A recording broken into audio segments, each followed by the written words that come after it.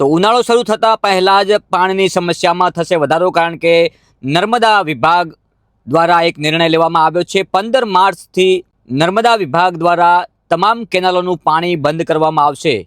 15 માર્ચથી નર્મદાનું પાણી બંધ કરવામાં આવશે। ઉત્તર ગુજરાતના ખેડૂતોને મોટો ફટકો પડી શકે છે, કારણ કે ઉનાળામાં સૌથી તાતી જરૂરિયાત પાણીની હોય છે। ઉનાળુ સિઝનની વાવણી ખેડૂતોએ કરી નાખી છે અને હવે આ એક મોટો નિર્ણય લેવામાં આવ્યો છે। નર્મદા કેનાલોનું સમારકામ કરવા માટે કરીને આ નિર્ણય લેવામાં આવ્યો છે।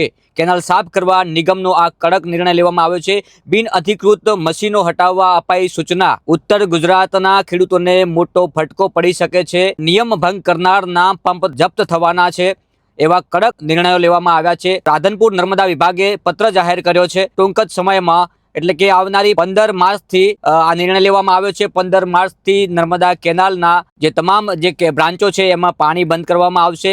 આ મહત્વનો નિર્ણય છે, પરંતુ હાલ ઉનાળાની શરૂઆતમાં જ જે રીતના પાણીની સમસ્યા પડતી હોય છે ને આ સમસ્યામાં વધુ કહી શકાય કે તકલીફો પડવા જેવા આ સમાચાર છે ઉત્તર ગુજરાતના ખેડૂતો માટે। આ માઠા સમાચાર છે।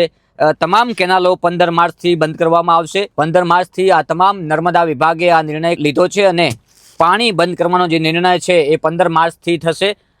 તમામ કેનાલો જે છે એ 15 માર્ચથી બંધ કરવામાં આવશે। પાટણ અને બનાસકાંઠામાં સિંચાઈ વિભાગ દ્વારા જે આ નિર્ણય લેવામાં આવ્યો છે એ પાટણ અને બનાસકાંઠામાં આવતી જે તમામ કેનાલો છે એ સાફ કરવા માટે આ નિગમે એક મહત્વનો નિર્ણય લીધો છે। બિન અધિકૃત મશીનો હટાવવા પણ સૂચના આપી દેવામાં આવી છે। ઉત્તર ગુજરાતના ખેડૂતો માટે આ માઠા સમાચાર છે।